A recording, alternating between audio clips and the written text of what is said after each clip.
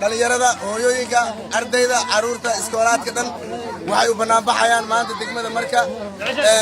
dadkii mooshiga keenay madaxweyne Cabdullaahi Maxamed Farmaajo marka waxaan leenahay mooshinkaas waa qalad shacabku waa ka soo horjeedaa dawladdan in laga hor yimaado maahan markastana waxaan leenahay dawladda hala taageero xildhibaanadeennana kuwa gobolka Shabeellada Hoose ku abtirsada waxaan leenahay haddaad mooshinka ku jirtiin ka baxa haddaad ka baxa weyseen kalsoonida waan idin laaweynaa xildhibaanada waxaan leenahay oo mooshinka wada ha ka digtoonaadaan dhibaatada shacabka ay u geysanayaan dawladdan hala taageero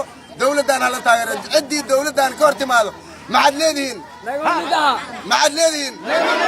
ciddii dawladda ka hor timaado maxaad leedihiin madaxweyne Farmaajo ciddii ka hor timaado cali khayr maxaad leedihiin